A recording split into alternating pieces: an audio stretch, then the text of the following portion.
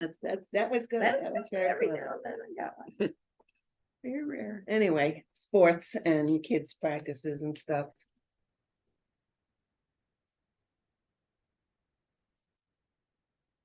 That was good. That was very Every clever. now and then. I got one. Yeah. Online. Sit back here. Okay, so we are recording, so we'll be quiet. We are live.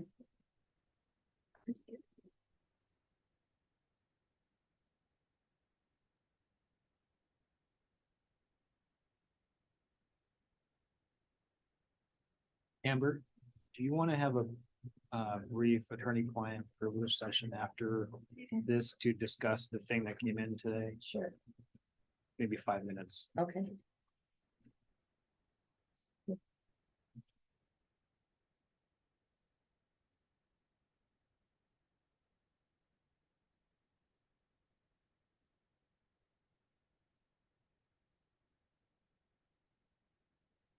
I don't know which is the most.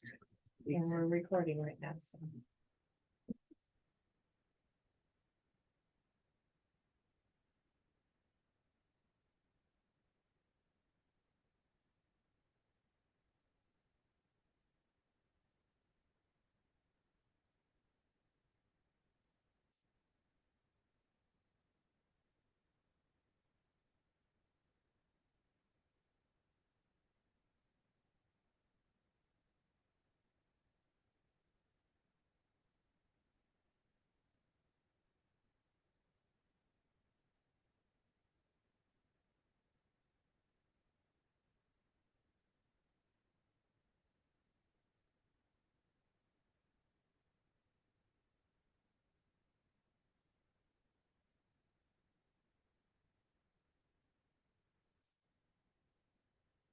There is a sign-in sheet of Yeah, it. there's You mean the sign-in top? sheet. Yeah.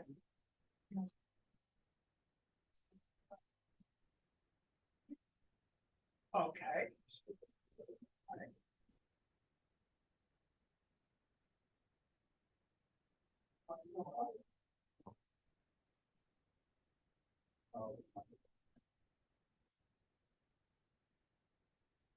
I know. You two know today. Oh, it was. That's right, I gotta watch this. About 6 more times to figure out how to say it.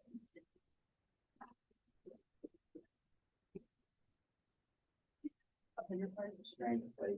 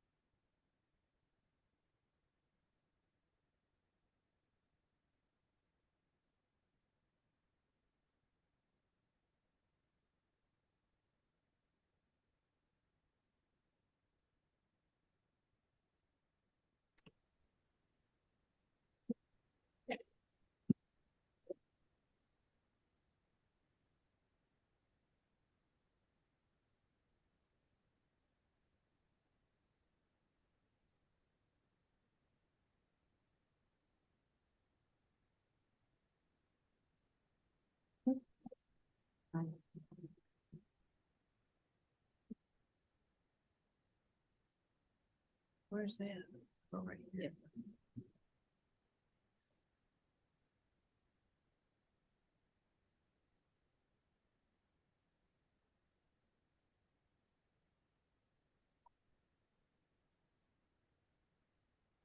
All right, I think we are ready to begin.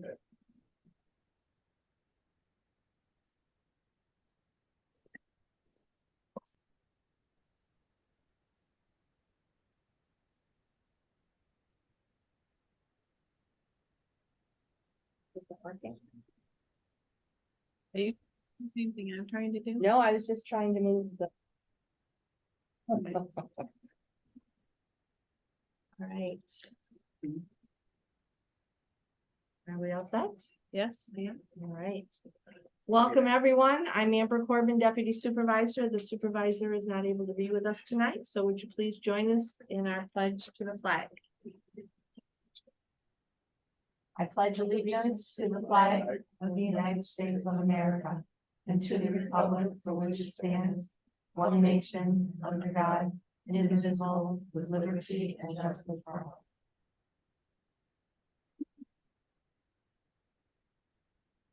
Town clerk, would you please take the roll? Councilman Chase. Here. Councilwoman Morelli. Here. Councilman Wolver. Here. Deputy Supervisor Corbin. Here. And excused is Supervisor QC. Thank you very much and welcome on this very chilly night out in the town of Rush. Again, I'm Amber Corbin. I'm filling in for the supervisor tonight, and we have one announcement I'd like to make. There is one addition to the agenda for tonight. After the approval of minutes, there will be a resolution authorizing the highway superintendent to expend reserve funds. I just wanted to make sure you were aware of that because it's not on the current updated agenda we were able to get out in time. And with that being said, we will open it up to public comments. Remember, there is a 3-minute rule. If you are at home on Zoom, please enter your name in the chat feature that you would like to speak, and we will go between the chat feature and people in person. And remember to be respectful, and we will uphold our 3-minute rule from the town board policy. Is there anyone in here? Please come to the podium and give us your name and the town that you reside in. John Shag, 979 West Rush Road, town of Rush. I'm here tonight to speak up and stand up for a basic foundation of our American way of life. I'm here to remind this board that citizens seeking a referendum are not the enemy. Within our free country, the citizens' right to petition their government is enshrined in the very foundation of our democracy. It is at the core of who we are as a nation. The town board is informed that a petition is being presented asking for a public referendum. That fact should be met with great enthusiasm. Said petition being tangible evidence of our democracy working as it was intended. Instead, what did this board do?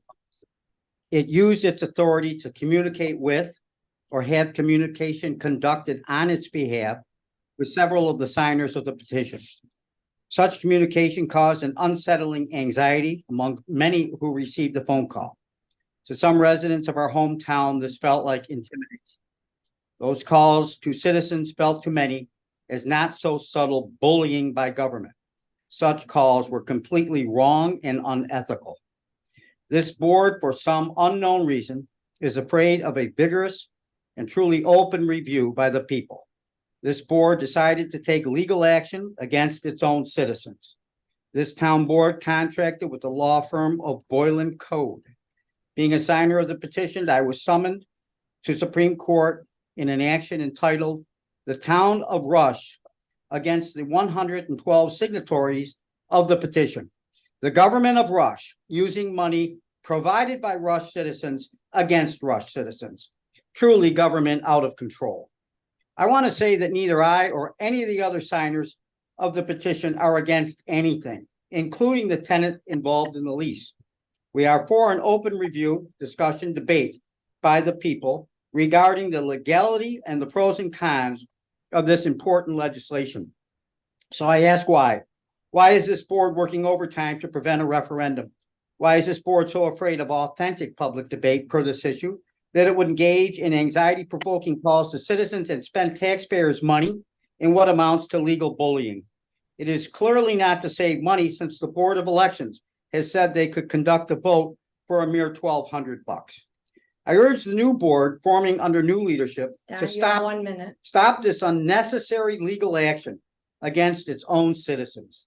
I urge the new board to set a time for a public referendum to celebrate democracy in action and to realize that as neighbors within our small town, we can engage in open debate and discussion and have a community vote. Thank you. Thank you. there anyone at home on chat? I don't see anyone. I don't see any red dots up there. Is there anyone else who would like to get up and speak? Again, please give us your name and the town that you reside in. Good evening. My name is Janet Glocker. I reside in the town of Rush. As some of you may know, I'm in touch with people across the state involved with large-scale solar. And a friend was telling me recently about the struggles in her town with a solar installment. The installment went through over protest. The installment was flawed. A windstorm came up. The solar panels came down. And when the town tried to go to the installer to get it fixed and to turn off the power, they couldn't find the installer. The installer was gone. It took the town several months. The field was dangerous at the time. So I'm very interested in solar and protecting our town. I would hope that as Councilwoman Corbin leaves office and gives up her job as the solar liaison, which she has done magnificently, I would like to have a summary of what's going on with the Werner, Helios, and newly proposed Hodson solar installations. I note that all of them are limited liability corporations. And I understand that the Werner proposal has been sold once already. You have 1 minute, Janet. Thank you. Additionally, when solar was coming to town, citizens did some work on a protocol with respect to solar to make sure that the installers were invoiced for legal and engineering costs to be subtracted from the escrow accounts that were set up. There has been talk lately about year-on-year increases in engineering and legal expenses. I'd like to know how the discussion is coming along and any investigation with respect to the adherence to the solar protocol. Thank you. Thank you. And I don't see anyone on my chat. I don't see anyone up on the screen. Is there anyone else in person who would like to get up and speak? All right, we will close. Oh. Somebody else? Again, just your name and the town you reside in, please. Shannon Wisnowski, Rush. I guess I just want to know where the stance is with the audit procedures that are going forward. I know that there's been many residents who talked to me when I was running for election about getting late notices for bills and stuff like that. So I just wanted to know if we're finally accounting for our tax dollars. Thank you. Anyone else? All right, we will close the public comment period. And we will move on to, in addition, if you saw the agenda from earlier in the week on Friday, we have had an addition of a presentation. And I believe our presenter is online. Is it Mr. Tollfree? Did I say it correctly? That's right, you did. Thank you. Thank you very much. If you could, you'll be speaking to the board and Sure. explain to this board why you are here tonight and what you are proposing. Absolutely. Well, first of all, I want to just say thank you for making the accommodations for us to make this presentation via Zoom. I am located here locally. I'm in Rochester, but my partners, Village, who also have one of my partners on the line with me as well, Jamil Taylor. They are actually located in Chicago. So we appreciate the accommodation and appreciate the opportunity to re-engage with the board to present to you our plans for a proposed cannabis growing, processing, and manufacturing facility, which will be located in Rush. I initially had the conversation several months ago with the town supervisor. And right now, myself and my team, we are making preparations to actually make an application to the state for a RO license, which would be a registered organization license, which pursuant to the MRTA Act would allow us to be a vertically integrated cannabis business. And through that, it also means that we have the ability to grow, process, and manufacture the plant. We've looked around the state for a number of different locations. And, in my normal business, I'm a real estate professional. I was made aware of some land in Rush, which actually looks to be very, very ideal for a number of different reasons, which we will enumerate through this presentation. But in association with that land, I reached out to the owner and put the land essentially under an option agreement, such that to the extent that we are awarded the RO license, then we have the option to actually purchase the land and then move forward with the development of a proposed facility. Notwithstanding, not wanting to be presumptuous, obviously, we reached out to the town, had a number of conversations with the town, in addition to a physical meeting, I believe, with the town supervisor about the proposed facility and some of the public benefits that it would have. And now that we are prepared to actually make that application, the applications, I believe, are due on the 19th. We are asking the town to provide us with a letter of support with the proposed facility. And we were asked to come back and make a presentation to the board about what our plans actually are, which is why we are here today. As opposed to me making the presentation, we do have some information to share with you.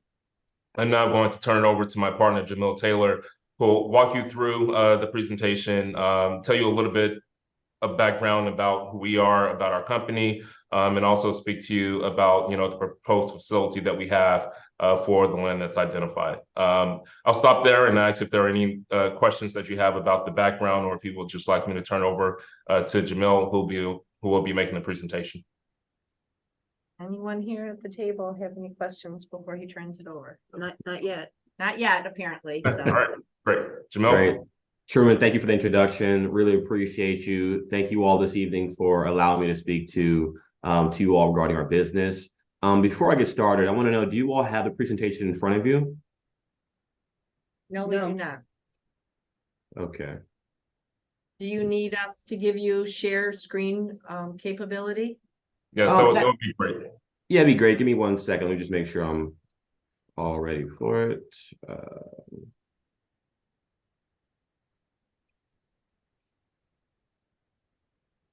Can you do that if for some reason it's not giving me that option?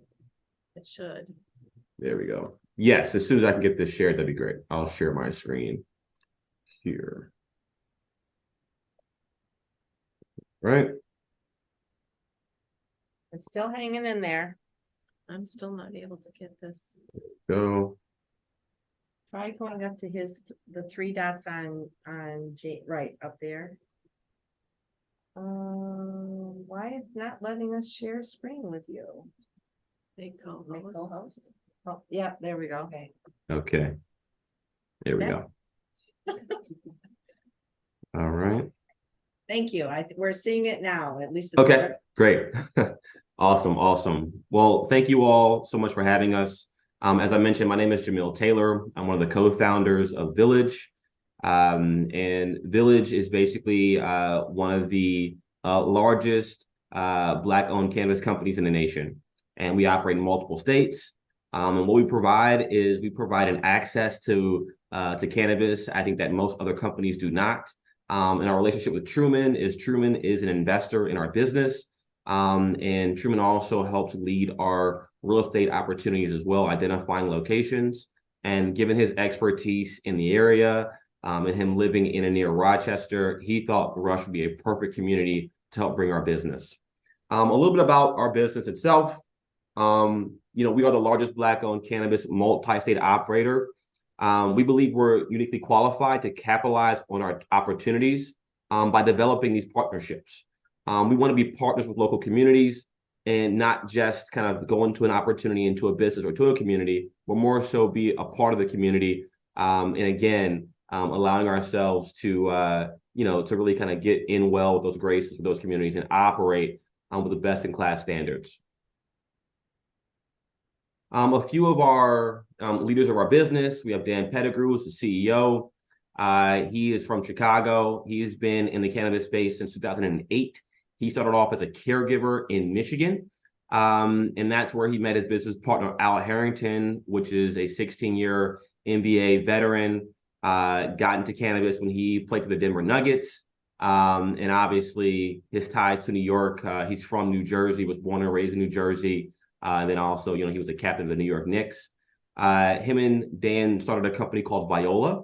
And Viola Brands is one of the larger brands in cannabis on the West Coast. And Village kind of helped expand those brands by way of operations and bringing those brands to light in limited license markets. Myself, I've been in the cannabis space for what I would say almost 10 years now. I started off as an investment banker, private equity associate, and got into cannabis when I was in California. And to be honest with you, I was amazed when I saw people wearing name tags, and I got a receipt when I bought, weed at a dispensary. My mind was blown. So that's my quick story. And then obviously you all know Truman. He's an owner and investor, and he leads our real estate practice, helping us identify locations here in New York. I won't go through all these bullet points because obviously you all can see this on the screen. But what I want to talk about is just our experience. Many companies might come to you all, or you might hear about cannabis companies opening up in and around New York. And I think that we have a unique opportunity because of our business, and what makes us unique is our experience as operators. We've been in the space for a long time. We've helped start businesses all across the country in cannabis.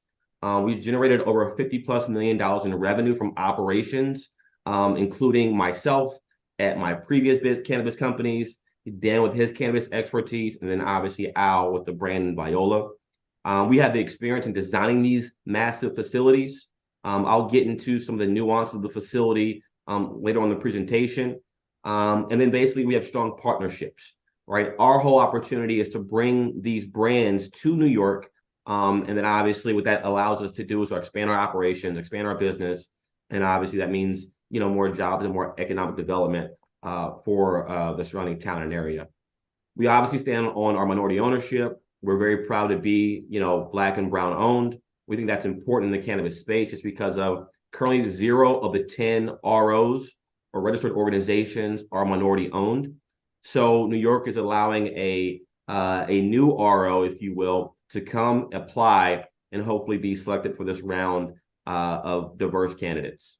We're a little bit different than most cannabis companies because we have these unique brands we can leverage. We have these unique brands that are in over 500 dispensaries, nationwide, including Michigan, California, Colorado, Missouri, and Illinois. And then our expand for our business is to build a 100,000 square foot facility in Rush. And then it's going to have the capacity of roughly 15,000 pounds of cannabis flower annually. And again, our experience is what kind of, gives us that ability to operate these licensed cannabis facilities, and obviously one of the most coveted markets, which is New York. Obviously, you all know a lot about Rush. I'm not going to sit here and talk about all the benefits that Rush can bring, but more importantly, what we can bring to Rush. Why we like Rush, or why Rush, is because Rush is centrally located in the state of New York. You're talking about if you have this massive facility, you're able to transport the product to and from these dispensaries that are located all across New York. So to be centrally located is very, very important. 70 miles of Buffalo, roughly 90 miles to Syracuse, 200 miles to Albany, and 240 to New York City. This gives us a huge benefit when we're talking about transporting our product, and obviously being close and near metropolitan areas is important as well. The job creation and economic development, we're talking about, you all opted into cannabis programming, which is amazing. So having a progressive mindset on legalized cannabis gives us the advantage, because we think now we don't have to convince you all about the importance of what cannabis can bring from an economic development standpoint. Now it's more about how can we, help you all, come together with your goals of what a cannabis company looks like, in your town. There's going to be a limited number of operations in and around Monroe County. And so this is obviously very beneficial to us, because then if we were to win, we're now able to not say corner the market, but also kind of be just the go-to cannabis company in the surrounding area.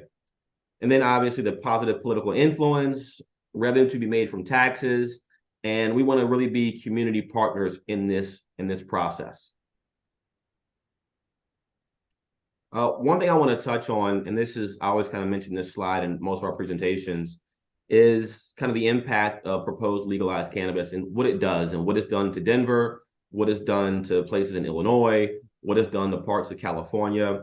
What this does is legalized cannabis tends to increase property in the local community and the surrounding areas. People tend to put a negative connotation on cannabis businesses, whether it be dispensaries or cultivation facilities. And the reason is probably, I wouldn't say it's just, but it's because of the program we've all had about, all the things that cannabis can, negatively bring to your community. But in reality, what cannabis does is it creates a safer environment, one, because typically these facilities have cameras every 100 square feet.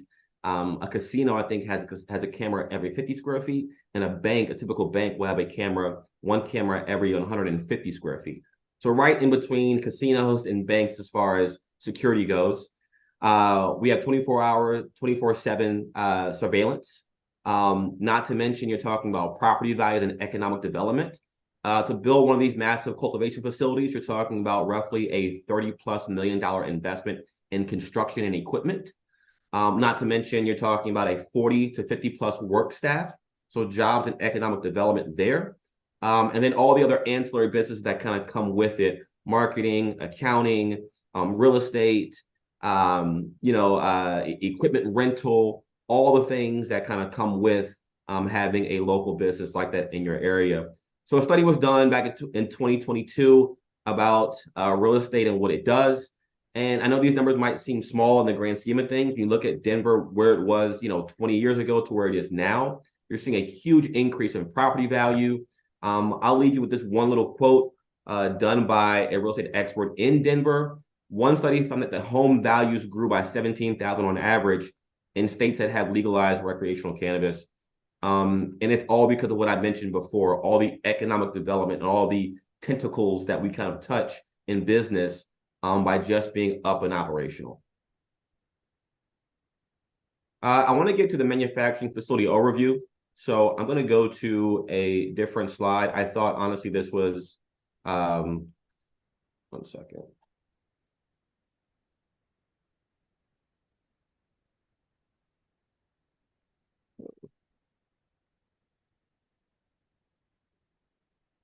See if I can pull this down. There we go. Okay. This is an example of one of the facilities we proposed in Rush.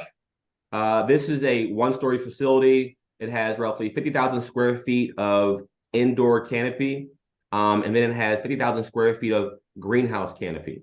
So that's basically growing indoor, controlling your environment, and then also growing in greenhouses, also controlling your environment. What this does is the current property is roughly 26 acres. So this will be, put on the proper acreage, including parking on both sides of the property, including a fence line that will be the most secure fence line, including cameras on each, as I said, 100 square feet out. Each camera will obviously be able to see over 200 feet out. These are facial recognition, license plate recognition cameras, and they're obviously professionally installed, and they all go into our technology center. This is an example of one of, oops, sorry, let me see if I can zoom in here. There we go. So as you can see, this is kind of outlines our entire facility from a standpoint of location of where things are in our facility. At the same time, too, showing where we're going to have green rooms potentially, where we have mother and grow rooms, where we're going to have our research laboratory, where we're going to have, people kind of coming in and doctors coming in conducting cannabis research. We have some of the top researchers on our application regarding cannabis and cancer, regarding HIV and cancer, and again, making sure we are doing everything medical involved in our process. At the same time, too, you're talking about packaging, storage, and then also more greenhouses kind of on the south side of our property.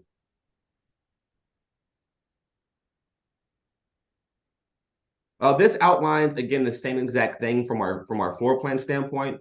But this goes into access and security. So as I said, our security standpoint is bar none. We've been operating for the past roughly 10 years at different locations. Not once have we had a security breach. And I think it's really because of the systems we put in place, and also to our culture. When you look at cannabis locations, a lot of times these facilities are one of the more safer facilities in the entire state because of all the regulations we go through to make sure our patients, our customers, our employees, and obviously our product and cash is very safe.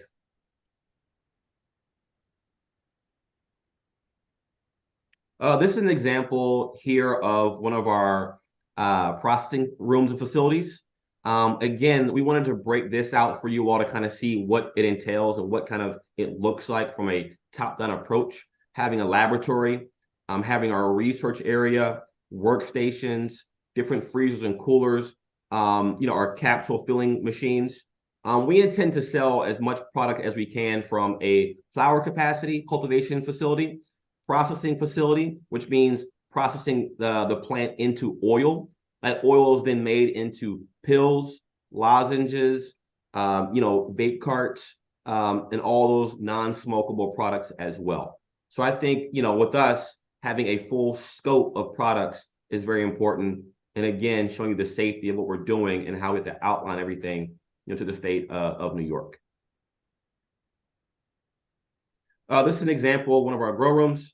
Again, just kind of breaking this out so that you all can see what it potentially could look like, and all the things that kind of go into our grow space, including tables, trays, drainage, lights, HVAC systems, CO2. Again, just the ductwork. It's an amazing process. Once you walk into one of these facilities, you kind of see this is really a laboratory type and feel, which is why we also have to get certified, from a GAP and GMP process as well. This is an example of one of our greenhouses. Again, plants on trays. You get a little bit of natural light kind of coming in. At the same time, making sure this facility is major secure. What we like about the greenhouse effect is that you're also able to get natural light for growing the plant. So you lower your energy costs, and your energy efficiency goes through the roof. So again, from our standpoint, given where Rush is located, and we calculated the motion of the sun and everything, having those greenhouses there are going to be very important for us to be able to grow the amount of cannabis we want to, but also to do it in a more efficient manner than just indoor cultivation. This is a rendering of one of our labs. Again, a very white coat looking facility. We do things very professional in that manner. This, again, allows us to conduct research. It allows us to, for our employees to feel safe and comfortable, but also to a very professional setting in which and how we operate. This is a rendering of the outside. As you can see, the middle of the facility is kind of where our production and our downstreaming happens. This side is kind of where our greenhouses are. The north side is where our indoor production is. And then what we're looking at here at the top of the roof will also be solar panels. So our idea is to include solar panels in our facility, again, to reduce that electrical load on the town and on the community.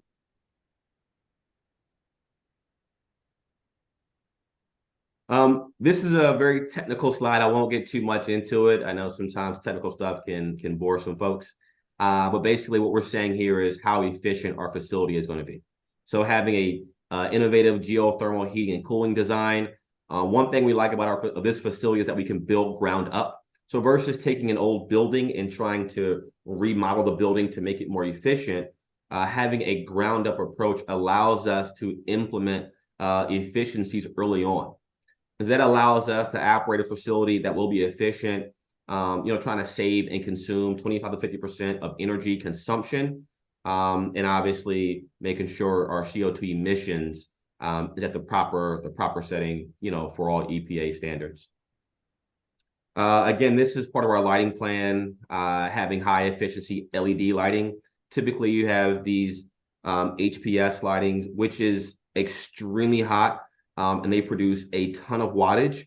Well, we found it's more efficient to run an LED facility. So having our LED lights will obviously lower our energy consumption by almost 70%. So we think that's, obviously important. And then because of the lights itself being LED, they produce a much cooler effect, reducing our HVAC loads as well. So again, super technical, but I'm sure you all will have questions at the end. And then as we talk about our solar panels up top, energy recovery, making sure we're doing all the proper things, including, I'll zoom out here a little bit, water discharge. Our facilities, we're talking about running a cultivation facility. You are using gallons and gallons of water per square footage of what you're cultivating in the plant itself. And so making sure we have a reverse osmosis system, making sure we're trying to recycle as much as 70% to 80% of our water intake and outtake. That allows us to, again, have a much more efficient facility, and trying to make sure our facility is the most efficient in the state of New York will, obviously allow us to save some money, but also to make sure we're thinking about our environment the right way. Now I'll jump back to the presentation here. A part of this also too is as we're building the cultivation facility, the RO license is a medical license. And it gives you the ability to operate a cultivation and a processing facility, but also 4 dispensaries. And you can put those 4 dispensaries anywhere or any town that's opted into, a medical cannabis program. And so our goal is to put a dispensary somewhere in Monroe County. We haven't figured it out yet. And so one of our, we want to give you a rendering of what that could look like. This is our facility in St. Louis. This is our interior site design. Again, very clean, very modern looking. We want this to be very welcoming to folks. And again, it still has to have a medical feel at the same time too, making sure we're inputting our brand, into our facility to make it feel nice and comfortable. This is also a rendering of our sales floor. We tend on having, 4 to 5 POS stations, moving the line quickly. And again, making sure it kind of feels, the adage is always like an Apple store, if you will. You come in, you feel welcome, you're being helped. And at the same time too, at our facility, you're able to get medical advice on any qualifying condition you may have and why you're coming in. This is also another rendering of the interior of our sales floor. Again, comfortable, and moving folks in and out of our facility. So that's all I have for the presentation. I want this to be short and sweet. At the same time too, I want you all to be able to provide questions. If you all have questions, I am, willing to answer them. Truman has been, great in this process of making this introduction. And so yeah, thank you for your time. I appreciate it. And again, I'm definitely open for questions. So thanks a lot for that, Jamil. I think the great presentation. I think it's evident why, we've decided to partner with Village, them being number one, and importantly, the largest owned minority multi-state operator in the country. They have a dearth of experience and certainly the ability to, stand up this facility to the extent that we're fortunate enough to receive the support from the town of Rush. But equally important, which is also something I want to highlight, my background is in affordable housing development. For several years, I was an affordable housing developer in Chicago. And, I strongly believe in public-private partnerships. And, it's incumbent upon us, number one, to make sure that we have a viable business plan and to, create a business that I think will be around into perpetuity. But it's also equally important for us to enumerate to the towns and villages that we're doing business in, why we believe that it can be a symbiotic relationship as opposed to a parasitic one. And so, again, if we're proposing to put, this facility in Rush, as I, spoke to the town supervisor about on a number of different occasions, we strongly believe in public-private partnerships, and we will absolutely look for ways to make this a relationship that is not only beneficial for us, but also beneficial for the town of Rush. That's important to us. And, frankly, we wouldn't want to move forward with this unless we knew there was a way that, we could come up with some kind of a public-private partnership that makes sense. So, I'll stop there and see if there are any questions. Thank you very much to both of you, and I will open it up to Jean Morelli, Councilwoman. Dan Williver is Supervisor-elect. He'll be seated here on January 1st. And Nice, congratulations. to my right is Dan Williver. The three of them will be on the Stan Chase, sorry. As I'm looking at Dan Williver, Councilman Chase, the three of them will be on the board come January 1st. The supervisor and I chose not to run for re-election. So I would like to open it up to these three because you will be here and this will be impacting your spots at this table. How many jobs would be associated with a facility like this? So how many jobs? So I think what we're estimating right now is typically, around 40 jobs all in. Is that correct, Jamil, or? Yeah, I think when you look at the jobs, it goes kind of twofold, right? Obviously, construction is a huge part of this process. So we'll be looking to use local contractors, local vendors for things that we can use. So you're talking about those, obviously, jobs to build the facility, and then also to operate the facility, anywhere between 40 to 60 jobs for a facility of this size. A lot of companies are using automated systems now to do a lot of the operations. We feel having people touch the plant, having individuals cut the plant, having individuals do these things. We think it goes back to kind of our roots, to not be corny. It really does mean and stand for, again, this is a plant that heals people. And so having people in and around the plant is really important to us. So to answer your question, roughly 40 to 60 jobs. Thank you. I have two questions to start anyway. Mhm. Can you, number one, tell us or reveal to us where you're looking to purchase land? And you mentioned in your presentation that you, I think, are predominantly growers, but are you also going to be manufacturing other products? I know you talked about extracting oils that would be used in doing other things, but are you going to actually be manufacturing these other products like gummies and stuff like that? Yeah, I'll let Truman answer the location. He's way more familiar with that, and then I can take the second part of that question. Okay. So the proposed location is 7262 West Henrietta Road, which is located on, Route 251. Again, you all are newly elected, so I don't know how familiar you are with, past proposed developments on that site. But that land is currently owned by a gentleman by the name of Rick Dorschel, who at one point proposed to, site that plan with three separate buildings. I have a relationship with the Cabby Group, who is the broker for the site. If you come right off of, I believe it's 390, and you make a left, you see it right there on the corner, which is, again, one of the reasons why we like the site so much.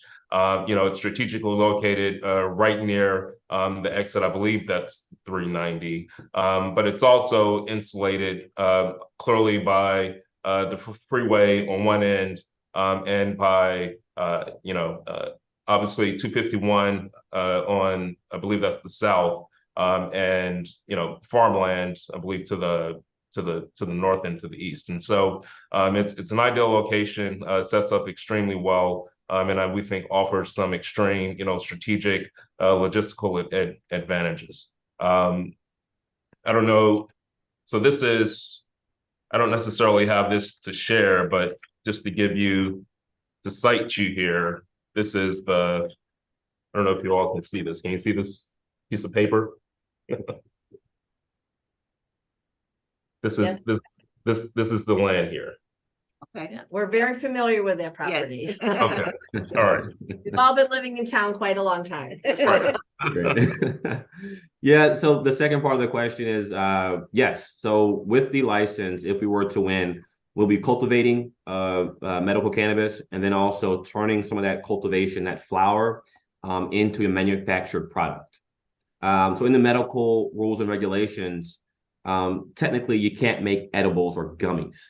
So we will be processing that oil using a CO2 extractor. We extract the oil from the product, the raw flower, and then you make that oil into other products such as vape carts, or such as a lozenge or a hard candy, or capsules into, where a pill you can swallow. We plan on making those kinds of products. Also too, making, lotions and balms for those who suffer from aches and ailments. There's a number of products you can make from the manufacturing or production of cannabis. I've been in the space for a long time. I've seen everything from enemas to teas to, Rick Simpson oil to everything. So I think from our standpoint, having a place where we can cultivate the plant itself and then turn that plant into a oil or some sort of product provides advantages for our business to sell, as Truman said, a multitude of products that can provide medical assistance to many. Dan? all set. I've had the same question as Dan did about the number of employees, so. So you're looking at 100,000 square foot facility. That's what is my understanding. Yes. That's correct. Other questions? Again, it's you three that will be here. Have you talked or made application to talk to, at least on an informal basis, to the planning board in the town? No, so this has been, I guess, the first step, I suppose. So, obviously, if we are fortunate enough to get a letter of support, meaning that you at least support the concept, I think what we need to do, number one, is make an application, right? And so just thinking of through order of operations, we first need to be awarded the license prior to actually making the commitment to move forward. We've not yet submitted the application. The applications are due on the 19th. And award notifications will be made sometime during the first quarter of 2024. At that point in time, I think that to the extent that we're fortunate enough to receive an actual license, we'll certainly come back to start the formal process for, formal, zoning and zoning and approvals to move forward with the proposed development. Yeah. We're in the very, very beginning stages. As Truman mentioned, we have to apply. That application process is roughly close to 1,000-page document in which we have to come and show our best foot forward and who we are and what we are and explain this to the Office of Cannabis Management. So, that's a tough process. What they're looking for is saying, hey, you're saying you want to operate in this town. At the bare minimum, do you at least have the support of the town? Whereas if you do win, you got to go through zoning, you got to go through the building and the building department and all these, these processes, which is great. Do at least have their support of saying, if you were to win, we welcome the idea of having this business in our community. And so I think that's what the OCM is looking for. I think that's where Truman's saying, hey, this is kind of the first step. If we are to win, then obviously I'm sure we'll be on the phone and talking to you all and meeting in person, face to face, kind of much more frequently. But for right now, it's just, again, kind of warming up to the idea of, again, if you were to win this process, would Rush just welcome you with open arms at the idea of operating a business here? And thank you for that explanation, because I think not only for the board, but for the people here in person and the people who are at home on Zoom, as you folks are, they may be saying, well, why are they coming to the town board now? And it's because you reached out to the supervisor about a letter of support that you needed if this board chooses to, by a deadline, which I believe was December 18th.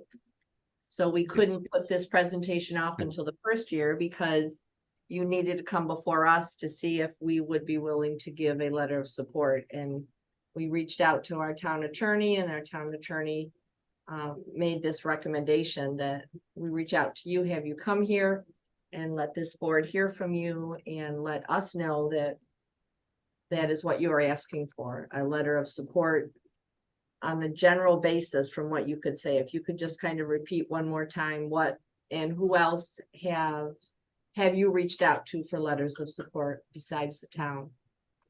Oh, sure. So thankfully, we've received widespread support, not only from a local level, but also at the state level. We've reached out for a letter of support from the city of Rochester. I believe we will be getting, letters from Mayor Malik Evans. We're getting letters from, state politicians, state senators, state assembly members as well. I'm happy to have a conversation about who they are. I think I'd rather we'll probably not. We've reached out to some people, so thank you. Yeah, we've got a lot of support, and we have a lot of letters to support our application, and we feel fairly confident and grateful for that support as well. What I will also say is that having gone through this process a number of times with affordable housing development, we're not one to ask anyone or any council or body of government to impair the integrity of their process. And so, I want to apologize a little bit for the timing of this, but I would also like to provide some context in that, this isn't the first time that we've reached out to, I think, to the town of Rush. I think that we've had conversations with the current town supervisor. I think that now, given that there is going to be some transition at the town level, rightfully so, he asked us to reach out and have the conversation with you and to seek your support as well, which is why it seems that we're probably being last minute with this, but hopefully they'll be able to speak to the fact that we've had this conversation several months ago. Yeah. Yeah, I just want to piggyback on that too, Truman. A lot of times these are not decisions about anything. This is really just saying, again, if this business is successful in winning this application process, then we'll obviously go into a formal process of going through you all's process into building something like this. So again, this is just the very, very beginning, and we've been very successful in other states. We've won and had #1 applications in Missouri, in Maryland, in New Jersey, in Illinois. And so this is something we kind of have done over the past, 6 years, and have been very successful at it. How many facilities would you guys say that you do operate? Great question. So we're currently we have a facility in Michigan. We have a cultivation and a dispensary in Michigan, in Detroit, in the heart of Detroit. It's in a very blighted area of Detroit. And we turned that facility around significantly. We have a facility in Colorado where we process. So we're only allowed to process cannabis in Colorado. So we have a grow facility, and then we have basically that laboratory I showed you all, where we take all the product and turn it into manufactured product. We have a dispensary in St. Louis, Missouri, and we have our inspection for our cultivation and our processing facility. For our processing facility in St. Louis tomorrow as well. And then we also have a license to build out a cultivation facility and a dispensary in Maryland. We're currently building out our dispensary in Hoboken, New Jersey, right off Washington Street. And then we also have 2 dispensaries in Illinois. One's been operating for the past 4 months. And then we are in construction of one in the downtown of Chicago, which is going to be the largest dispensary by square footage in the city. So outside of that, my experience at my previous cannabis company goes to operations in Pennsylvania, operations in Illinois from a cultivation standpoint, from a town very similar to Rush, and then also to cultivation and processing in New Jersey as well. So, we've been in and around a number of facilities, and we're currently building, our facilities as we speak now. So what we've heard you say is, if this board were to agree to a letter of support, it is just simply what you stated. There's a lot of process. It's just that we would be open to. Is that what you all Yeah. heard? It's not binding. It's not binding. Okay. That's correct. That's correct. That's correct. And we actually have a form letter with some very loose language that we're happy to provide, certainly to the extent, again, that we're fortunate enough to receive your support. You can edit it as you see fit, but the language is very non-committal. It just says that we are supportive of Village's application to receive an RO license. And are supportive of their economic development efforts, et cetera. But there's nothing in there that says that we actually that the town actually approves anything. It's just you support our efforts to receive a license. We ready to have that discussion amongst us? I would be in favor of it. All right, Yeah, I have no problem with it. I'm okay with it as well, a letter of support. Okay. So you have the four of us in agreement for that. I will be with the supervisor tomorrow and have our attorney review it and we will get it to you. Can we Thank get a copy of your presentation that you made? Absolutely. Yes, for sure. For sure. Thank you. Thank you very much and thank you for taking the time to join us tonight. Thank you so much. We look forward to, to obviously meeting you all. Sure, I'll let you kind of close us out. Sure. Again, thank you. We want to be respectful of your time. Also, we're happy to stay on the line right now, or is it okay for us to drop off? You let us know. You're welcome to watch the rest of our exciting meeting or go enjoy your evening. We wouldn't hold it against you. All right, thank you Understood. so much. Thank you. Thank you so much for your time. Thank you. Bye. I got one. All right. We will then move on to the approval of minutes. And the first one are the regular meeting minutes of November 20th, 2023. And we do have a motion. We'll have a second, and if there's any discussion, we'll have a discussion. And if there are no changes, we'll call for a vote. If there are any changes or amendments, we will then have an amended motion. So would someone like to read the one for the 20th? We already did approve Yeah. the 8th. Yeah, I can read that. Okay, Okay. thank you. I so move to approve town board minutes of November 20th, 2023. As amended and resubmitted by Deputy Town Clerk Orbaker. Do I have a second? I'll second it. so. Yeah. I know, and forgive me, but I know that there were some questions that needed corrections. Mhm. And I know, Amber, that you submitted a number of things, and I agreed with the things that you found on the unapproved minutes. Do you know whether they've been corrected? The only part that I saw that needs further correction is on page 6 under Roman numeral 9 adjournment.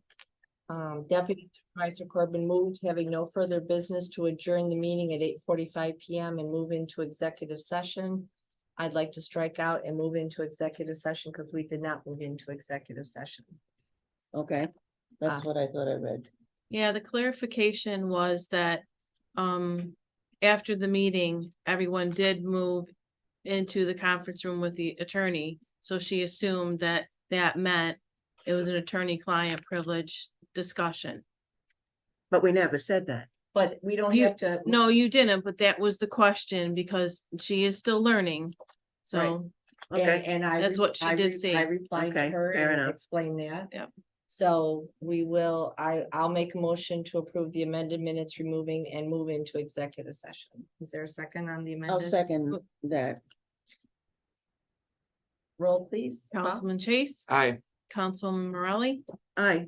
Councilman Wilbur. Aye. Deputy Supervisor Corbin, Aye.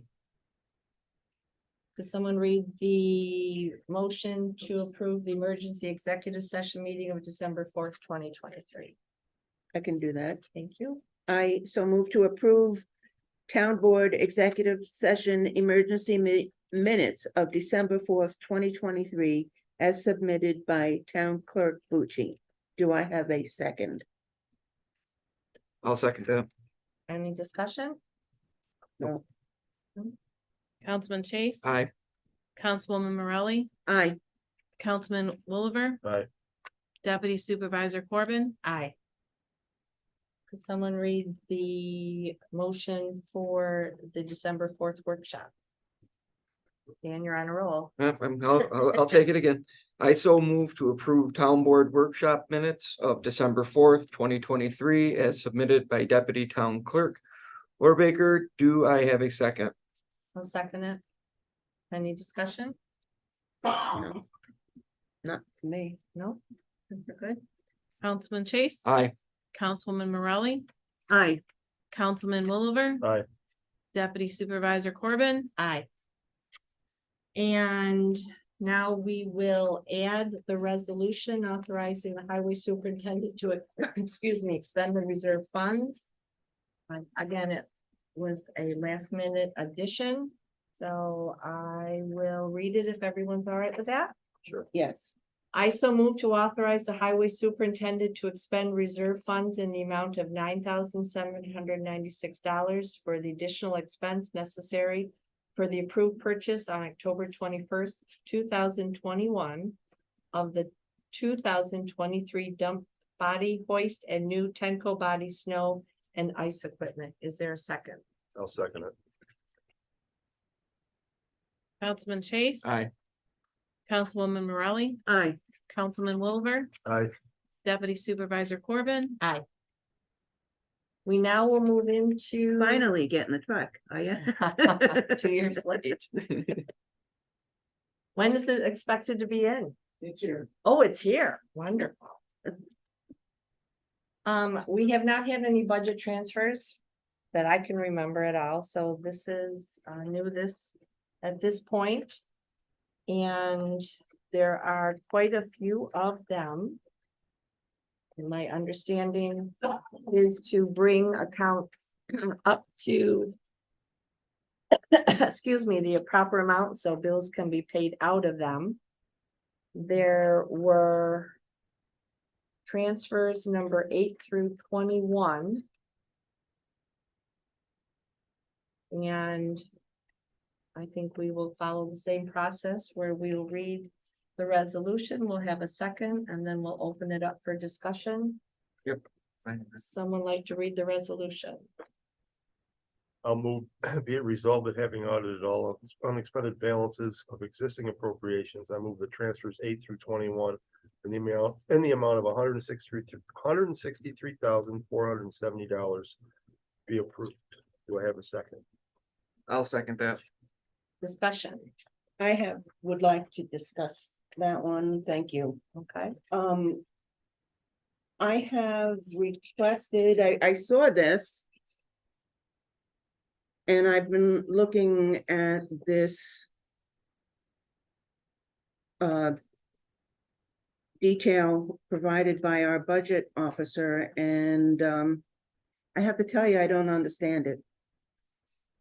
And can anyone here, she has not responded to me. I reached out and asked for an explanation how this works. I mean, I have accounting background, and I admit I don't, fund accounting is different from commercial accounting, but I'm used to debits and credits, and they better match. They better balance. I don't see where this balance is. I don't know how this works. And if I don't understand it, I cannot vote for it. I would not feel right. I'm not comfortable. So can someone else at this table tell me what's happening on that page?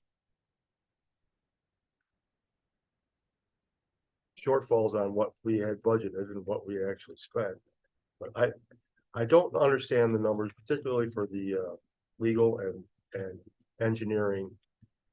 Are we really that much over, or is some of this paid by something else? I know there's charged through things that haven't gone out, but that, it doesn't seem to account for $80,000 in engineering. And you're exactly right. I'm glad you It's brought like, that I up. don't, Okay, so I mean. as you know, we are looking into this, Yeah, Dan. But But it- I'll tell you what I have looked Okay. at myself from various bits and pieces and stuff. So. And I went back and looked at, we have similar numbers. In 2022, and of course, 2023 it's still sketchy. We haven't gotten. All the reports yet, but for example, and it's similar. In 2022. For the whole year, our trial balance. Showed. Total expenses of $143,000, over $143,000. For engineer, for legal fees. $143,000 Legal. for legal. In 2022. 2022. Out of that. Over 76,000. Were mostly reimbursable or otherwise accounted for. Mhm. There were fees paid to our solar attorney. Mhm. For which we were reimbursed from intervenor funds. I don't know where that money went. We know that we got that money, the last payment actually came in spring of this year. Mhm. I did track that down. I spent some time looking at this stuff. Mhm. Where did that money go? So when you're sitting here and you're saying rightfully so, that looks awful. Mhm. Well, it is, except that we have gotten a lot of money. Yeah. So Just, where where did the does it- money go? where does it show? Where does it show?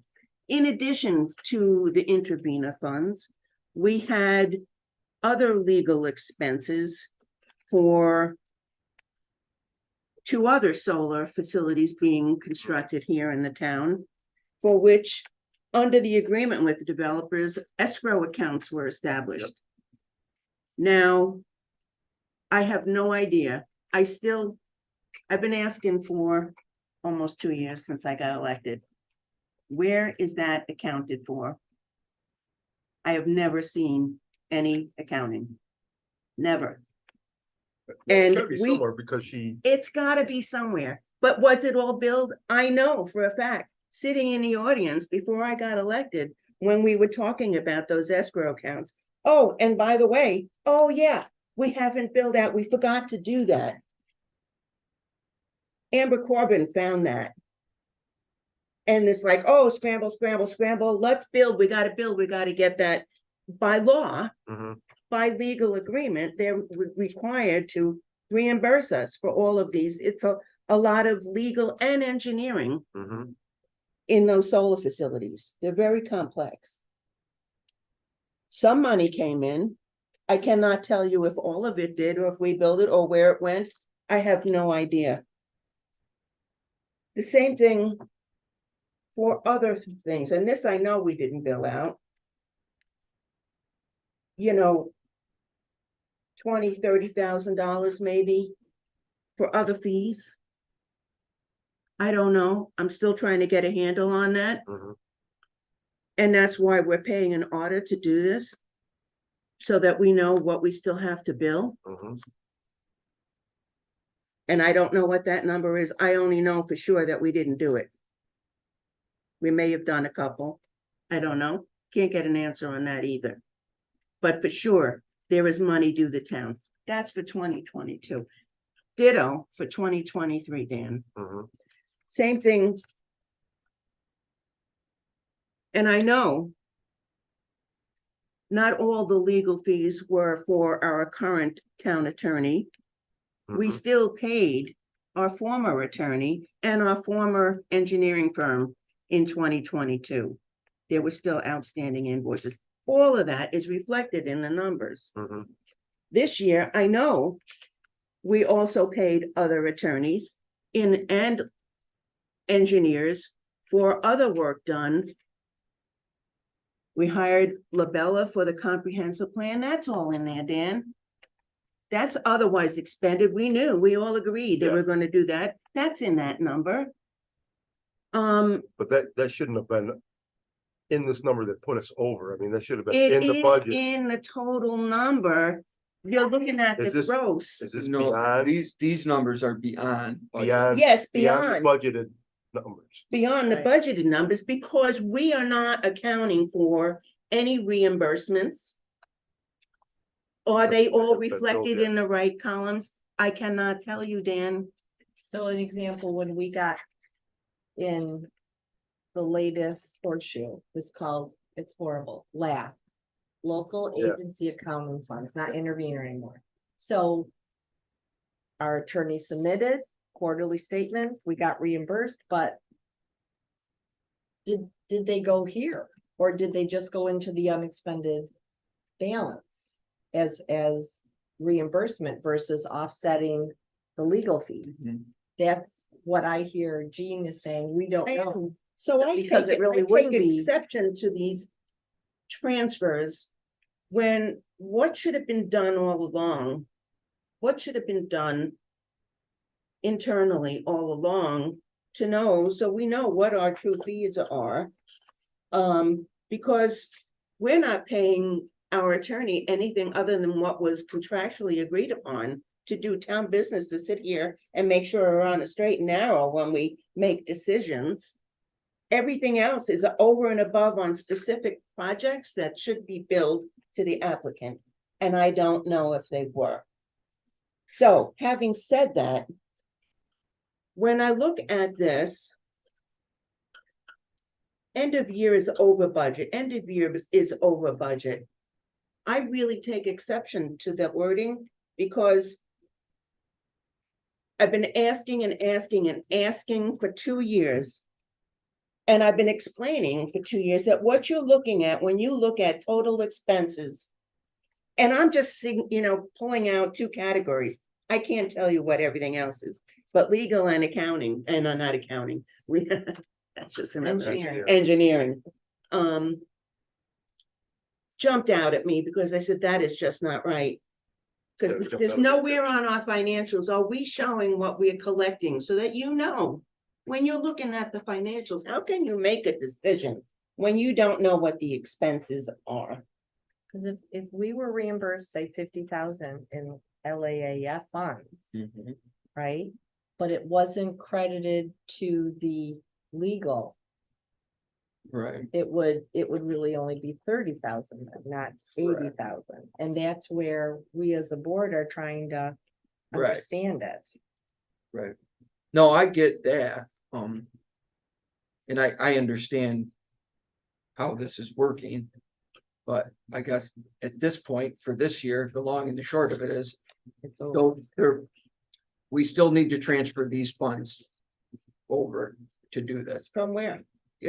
So on that top line, Gene, and maybe so the way that I read this, that very top line, the 16,000 is money gained from the investments that we made. Okay, That makes that total of 163 with the original number 147 in the left column. Yeah, Put those two together, that makes your 163,470.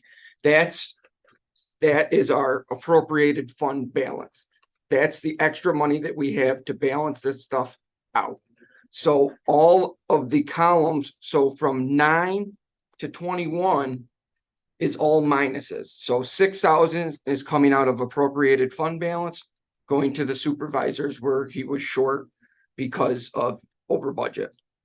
The director of finance, I think that just switched over because we now are doing that in-house.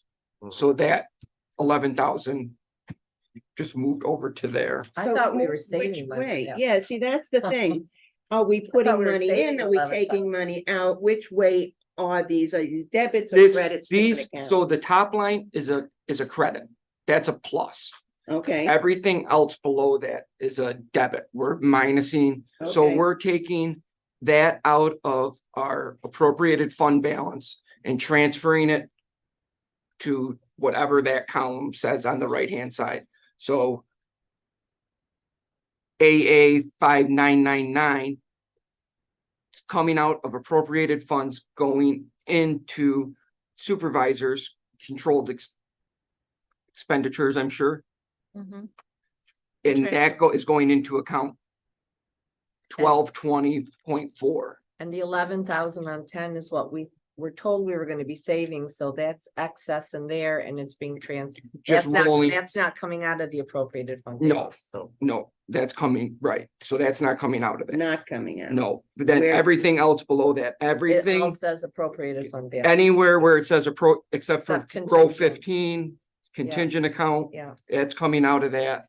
yeah. But anything with that AA 5999 is that's your appropriated fund. Mhm. Anything with that, that money's being pulled out of that and put into where we have the shortfalls in the budget. I think we could do those and then try to get some kind of explanation on the. Just particularly on the legal and on the engineering, see if there's. we can Where is see, that money? Right. yeah, That, some that, kind of detail to it. something needs to be figured out there, but as far as the transfer of funds here, Yeah, I think we need to do that. So let me hear what I think I heard you say, Dan, is you are okay with doing that? And then a follow-up about legal and engineering, or did I hear you Yeah. say you did not want to approve the legal and engineering? I'd like Yeah. to hold off approving the legal and the engineering, so we get some kind of detail to it. Okay, Everything else, I think we can go ahead. so that would be lines 12 and 13, is that correct? yes. So then we would amend transfers and say 8 through 11 and 14 through 21. Yes. Is that what I heard as well? Did you hear that? as And well? what about on number 15? Yeah, we're gonna pull, I'm sorry, 15 Mhm. contingent account. That's, Are we For the taking roof. it out of the That's for the- contingent account yes, and into and it into going- billings? yes, that's to pay for the roof and everything Yeah. else. That's not coming out of the appropriated fund, that's, Not coming out. and thank you for that. So it would be very helpful, and thank you, Dan, because Yeah. I was reading it, but I wanted to know, honestly, if everybody was paying attention to what was happening here. It would have been extremely helpful to have an explanation, what's coming out of the appropriated fund balance, or what's being transferred between accounts, if you will. Mhm. Mhm. I did not like this. And Well, I think we, honestly, if you couldn't have explained that to me, I would have insisted none of us pass anything. Did you take some accounting classes? well, The farthest. But thing you from are, that. you are a business You owner, are a so business owner. Well, again, this is very different than in my 3 previous years. it's never been shown this way. No, not that I, And I They're get like it, in- but there should have They're- been a summary of transfers between accounts. Cause I totally get that, cause I knew you could see where things weren't spent and so on and so forth, and was This is the expecting first the attempt roof at doing this, isn't it, Mhm. for us? to transfer funds. Well, we must have done it before because there must have been But this transfer is the 1 first through time it's ever 7 been presented like at this. the end of the year, right? And it's when And she came and it's- said she'd like to Yeah. do that, and I was hoping we would get an explanation. But I would like to make sure that 21 is for insurance costs were higher than projected. This was for medical and dental employee benefits. I think this is important to read into the record so people understand. Number 20 is has a note, we had unemployment higher rates this year. This is for unemployment insurance and employee benefits. Number 19, retirement rates were higher than projected going into the state retirement system. So those are things that when the budget was done, they came out higher than anticipated, so. Those are always things where, Those numbers don't come out until after we adopt the budget. well, Jean what the luckily state- found out for this 2024 budget about the retirement. That it was going up even more, Right, so, Usually it's a projection and then you get what you get. right. So, well, health coverage though, they met with us back in October of last year. For that budget. Before we adopted it, telling us what the percent increase was gonna be. But we know that there I know was, there's always a projection. we do know from salaries and wages, there were many Yeah. issues with the budget last year, so that Janice has since found. So, any more discussion? I still want to see the totals that are transfers between accounts. And what is the total that is coming out of our fund balance? How much more money are we taking out of our fund balance? Well, That is the part that scares me the most. It's 163, 470, right? Is it? Yeah. Because the But that engineering includes is, the engineering, oh, you're right. $122,000. So we'll have to So minus we, that off of all here. right, mathematician.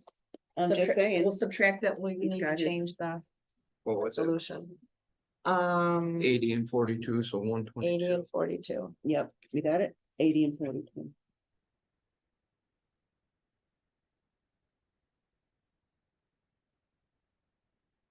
Or seven didn't stay the same.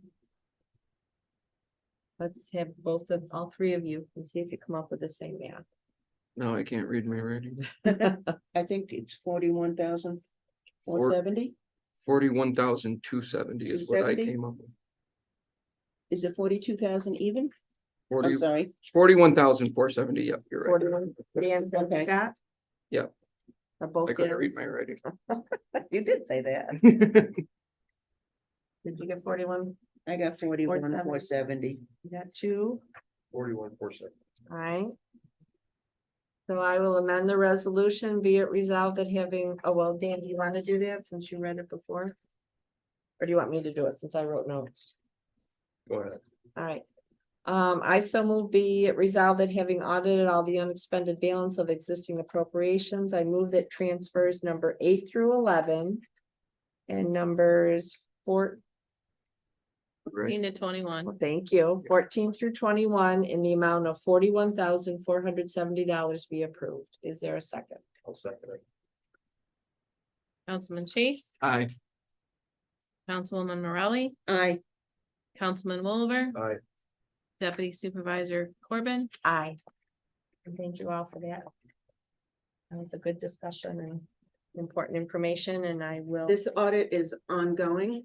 It's taking longer because they've been waiting for information. They're still not getting. Just, you should know. We gotta find out. And then we gotta bill. And good luck with that. And the accounting's on the escrows and all that, so again, when the new board is sitting here, it'd be nice to have them with a fresh start. Looking at those numbers, it could be significant. But I don't know. I couldn't tell you. Mhm. Because what did we get? What didn't we get? Well, I figured if there were 20 applications for the planning board, even figure $500 base. That's 10 grand.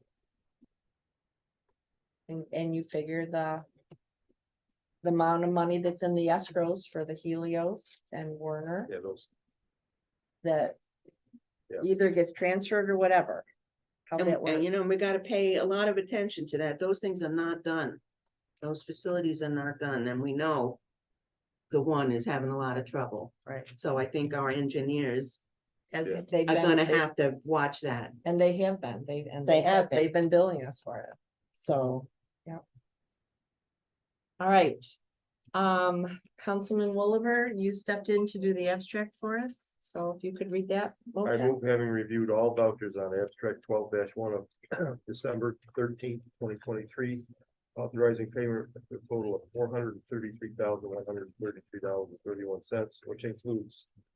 Fund AA General for $90,730.58. Fund DA Highway for $331,188. $1,000.48, and library fund $11,214.25 to be approved for payment. Do I have a second? I'll second that. Councilman Chase, Aye. Councilwoman Morelli, Aye. Councilman Williver, Aye. Deputy Supervisor Corman, Aye. And just so you know, it's a lot of money, right? Doesn't it sound like a lot of money? There's a truck in there. There's a truck in there. I'm just telling our audience and anybody who's listening, the new town highway truck that we talked about earlier is part of that.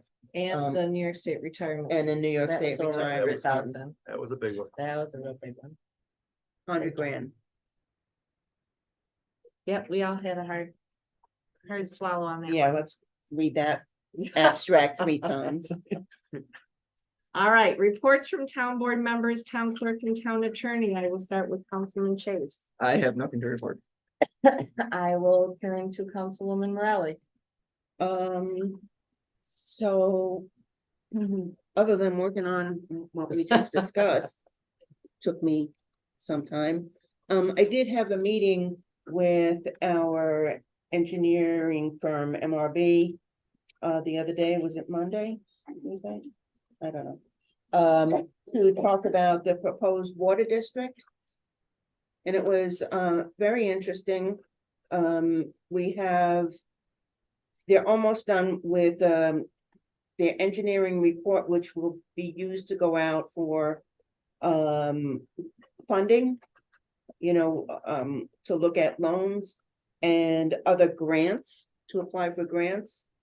The hard part with the grants is that this town median income is well above Monroe County average median income, so we don't automatically apply for grants. So we're begging and writing and money to help defray the cost of that. But one of the interesting things was very interesting, and this is going to be a process that we're moving forward to take it as far as we can from the town, and then the people will decide who would be affected by this proposed water district, because they will be the ones that will be assessed this charge ultimately if it gets approved. So we're going through, and I told the engineers that's as far I want to get that as far as we can possibly go without expending a whole lot of money. Everything we've been doing with the study has been covered by federal funds from ARPA funds that has covered every nickel we've spent to our engineers to work on this report, just so our taxpayers know. And those funds were granted to Rush and everywhere around the country for just this type of project. What do you need to do? Anyway, once it goes, we get that and we submit it for, what we may be eligible for, low interest rate, below market loans, maybe. That might be part of it. And then we can offset that with obviously any grants. I've been following up, the town has been recommended by our federal representatives, both in the Senate and in the House, for $500,000 to be applied towards this. Everything is hung up in Congress. Don't know, but so that could be applied to any loan if we were to get that. So we will keep working on that and take it as far as we can go till it's just not, whatever. And then the people will decide whether they want to pay for it, if it's too much or not too much. So I think that's how we'll do it. And there are different ways of creating a water district. Either by a board action subject to referendum or by petition. So we'll have to discuss that and see how that's gonna go. But in the meantime, we'll apply for whatever we can with the funds that we have. And then continue to plead with our elected representatives to please find some money. Like I've been trying to ask for money for the truck, for the removal of Okay. that underground storage tanks. You know, I would think somebody can come up with money for us for that. That's a crime. But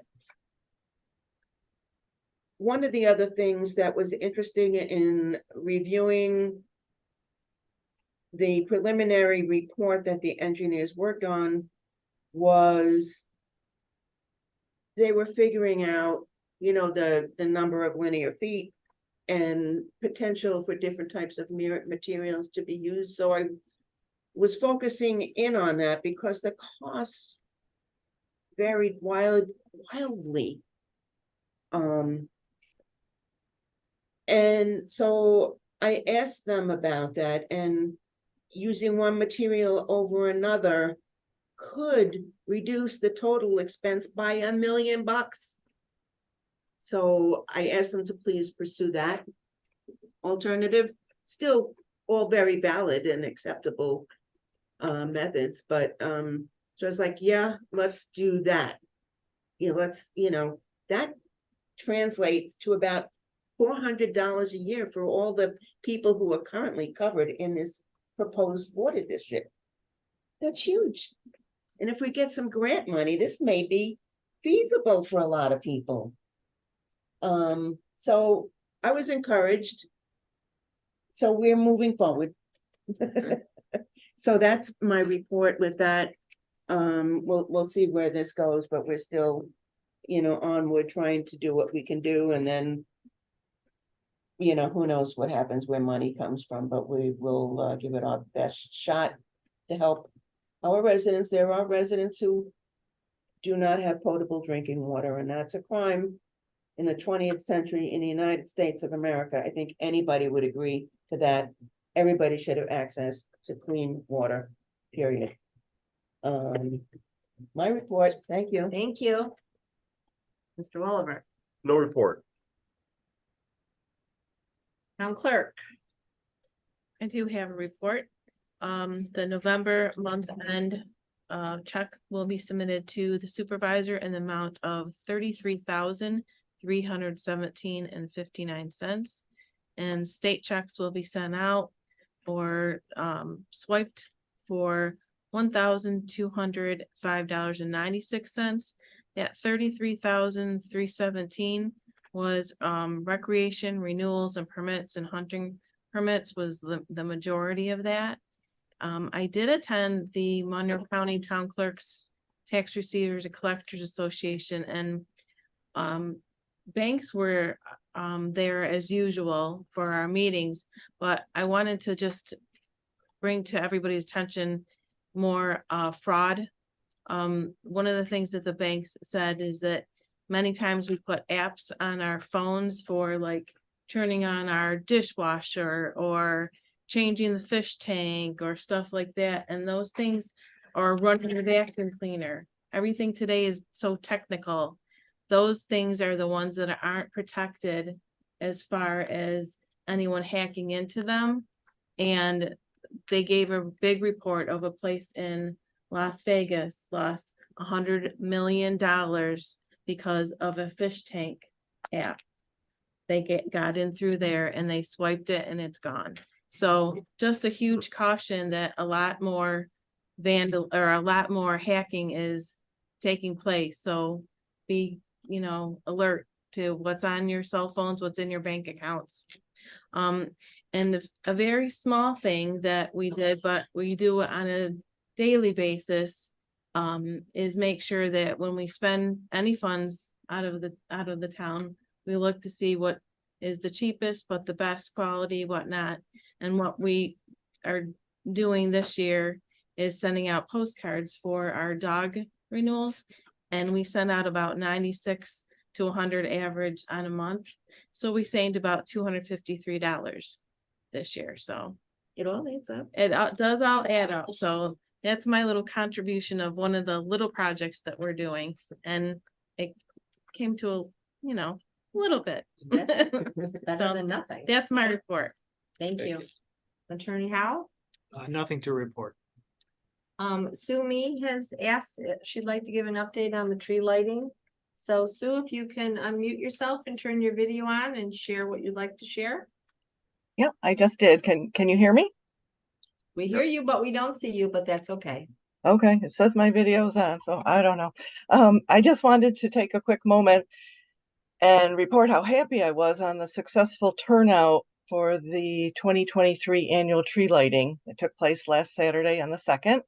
Wanted to thank our Supervisor Kusi for providing the opening remarks and the actual lighting of the tree, which, by the way, has grown significantly over the past 6 years. And we can notice this not just by looking at it, but also by needing to buy additional strings of lights the last 3 years. So we know it is seems to be thriving. And thank you too for the attendance of our other town board members and great turnout from the community. This year, the chorus was the Roth Junior High School's Dedicated Voices with their choral director, Mr. Jamie Kazakos. And they did an amazing job. There was a lot of energy in that room. We estimated, it was kind of hard to get a count because there was so many people and a lot of movement, but at least 110 people showed up. And that's a pretty, I think, in my opinion, pretty good turnout for a Rush Town event. So it was a great kickoff to the holiday season. One drawback was it was raining, but it actually worked out well. We came up with a plan B where the performers actually did their carols under the porch area of the pavilion. And then everyone moved on inside the pavilion afterwards for, cookies and hot chocolate. And I just wanted to share quickly one comment that I received from a parent of one of the singers. And she said she wanted to thank us for hosting the event and that she thought it was a wonderful evening. She shared that she thought that felt like there was such a strong sense of community with the gathering, and it provided the time for the students to perform, but then to talk, laugh, and share time together, and also for the parents of the singers and other community members to interact. And she just said she really appreciated the small town, hometown type of feel that the event provided. So I'm hoping the event continues for many years into the future. And I just wanted to share that information with you tonight. So thank you. Thank you, Sue. As far as my report, it's just really actually an update for the three of you and for you, Dan, as supervisor soon to be sitting over here. At our last board meeting, we talked about the mitigation plan. And we had asked Doug to make some changes to it and he was going to get back to us. He sent it to us today. But in my discussion with him, trying to get prepared, he said, following up on the signing of the hazard mitigation plan after our last board meeting, Doug discussed with the Monroe County if it would be possible to have the incoming supervisor sign the document after he was installed in 2024. The county preferred that we wait until then and allow the incoming members of that board time to look at it, the document, and then sign it. And so Doug is asking for it to be placed on the January agenda. And if any of you were here at that meeting, you were probably wondering, oh, they're talking about the mitigation plan, right? I'm sure it was on the top of your list. Now you know why it's not. So that is that. We can move on then to old business.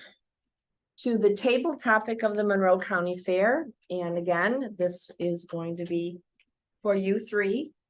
I will share with you that I reached out to County Legislator Rick Milne on the status because Jerry had heard from Robert Colby that there was this amount of money going to be in the 24 county budget and this is wonderful and oh my gosh, this is fantastic news. So I followed up with our county legislator, Mr. Milne, and I'll just read to you what he shared.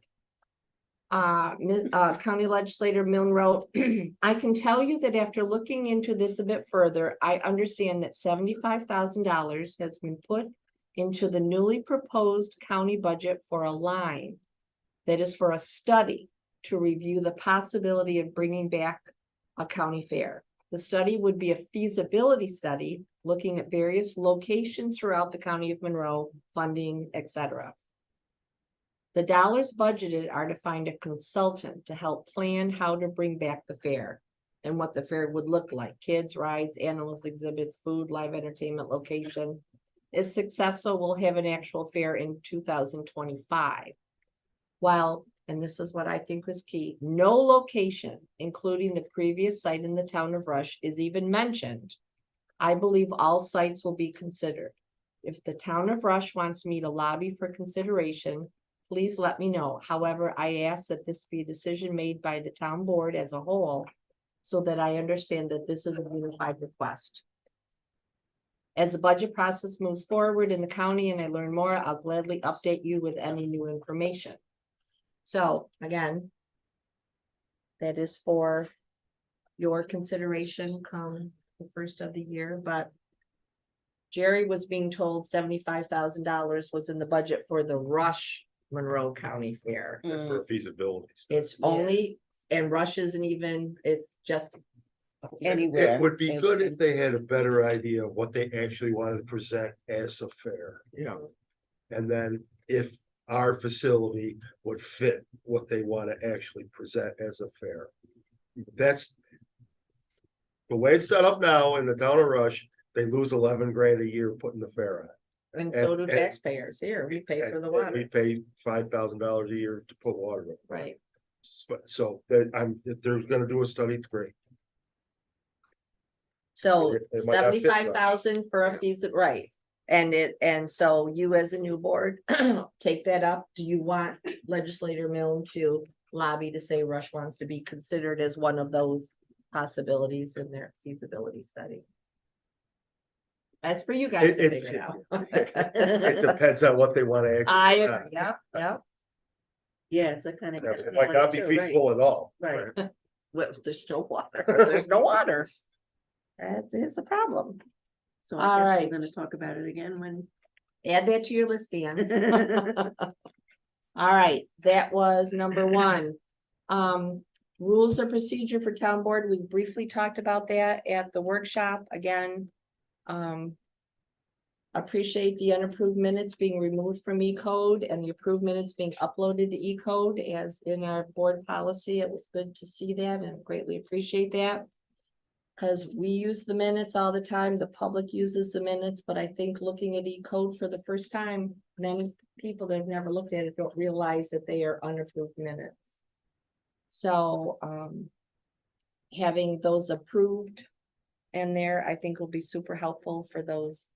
Because again, until you're sitting at this table, do you really realize that only the town clerk has the official documented hard copy, and if you want to see the approved minutes, you have to go to the town clerk to see the official approved minutes.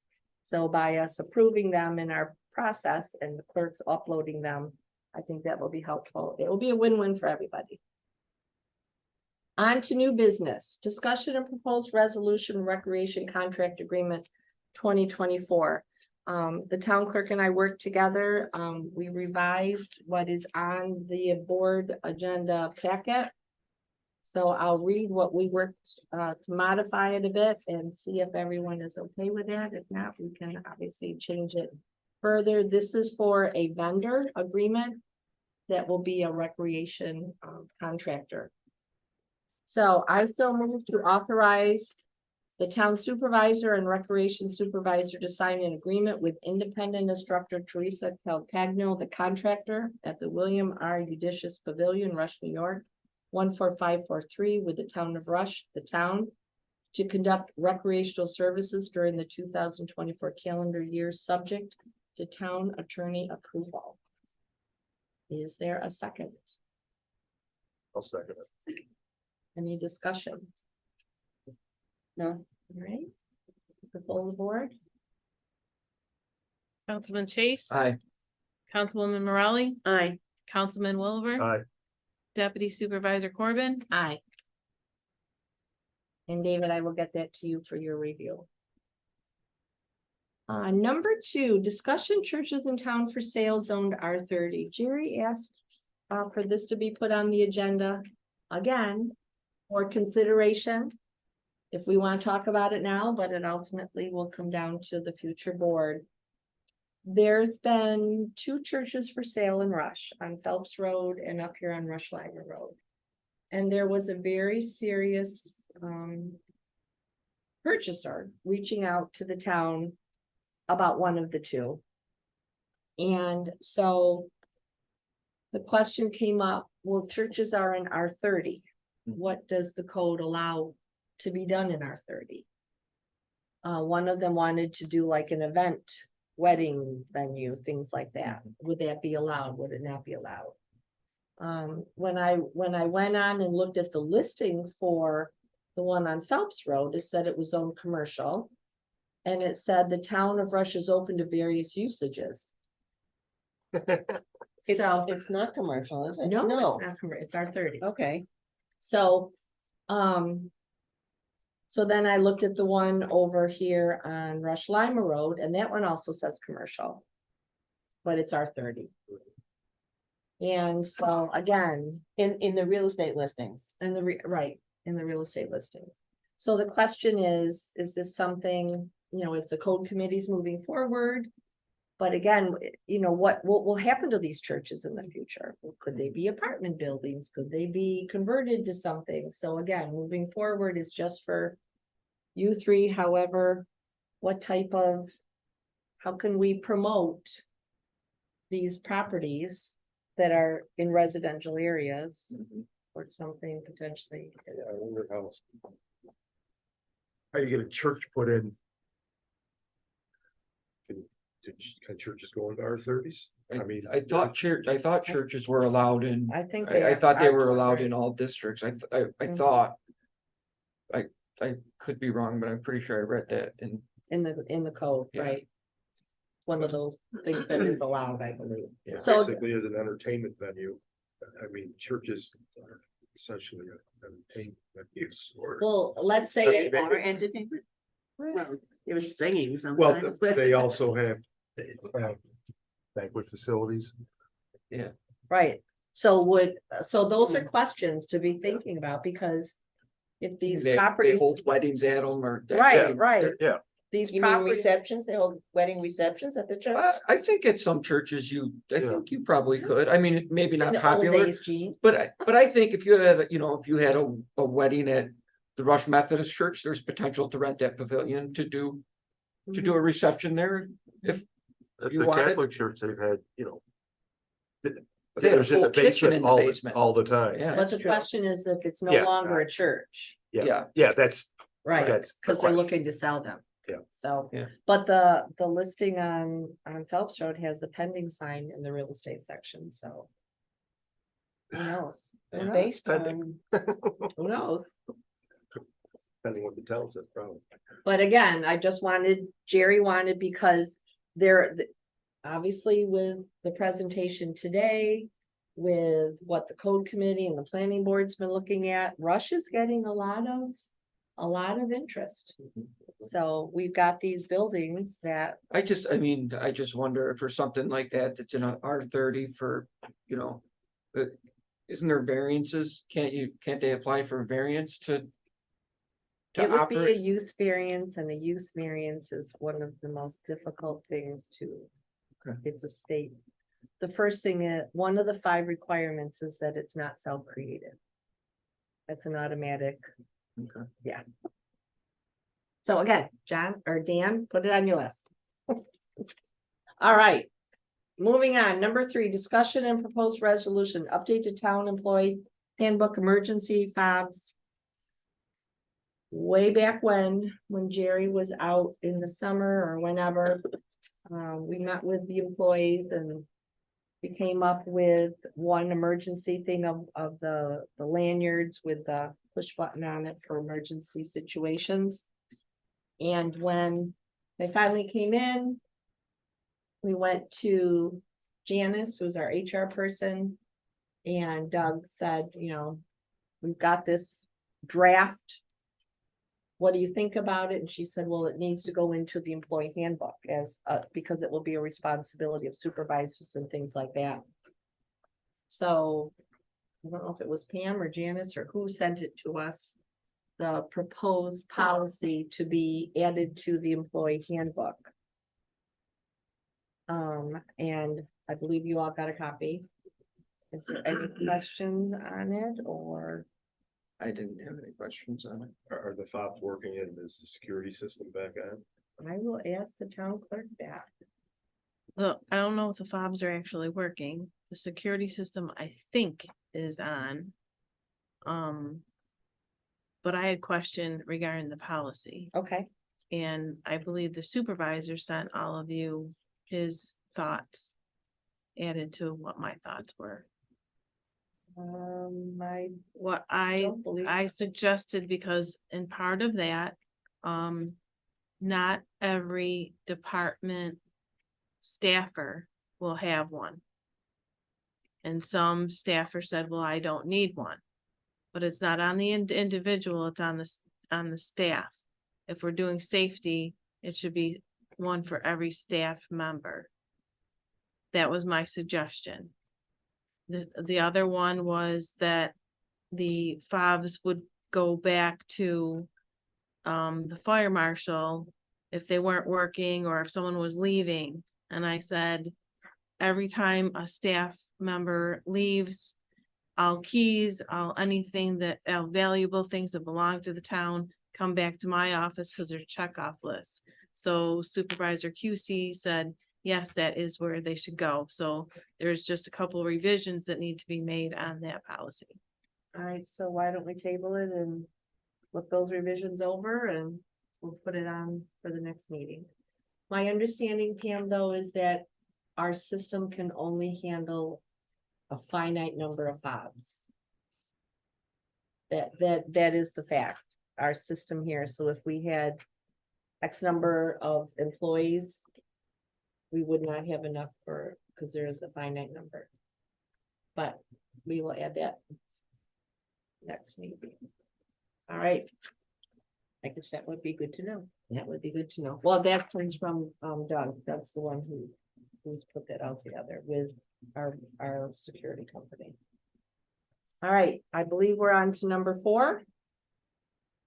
Statement of challenge to a Horses Friend referendum petition. I'm just going to read a statement. In order to have a permissive referendum, specifically statutory requirements needed strictly followed in order for the referendum petition to proceed. The town board, in consulting with the town attorney, does not believe that these requirements have been met. Therefore, we directed the town attorney to submit a challenge to the referendum petition to the county Supreme Court.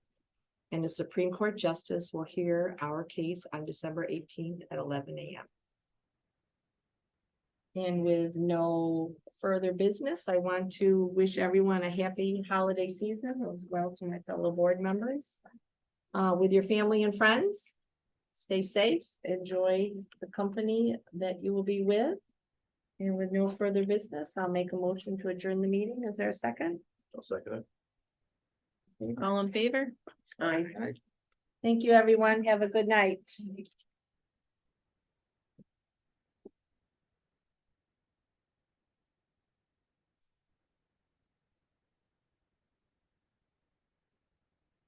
Enjoy that new truck.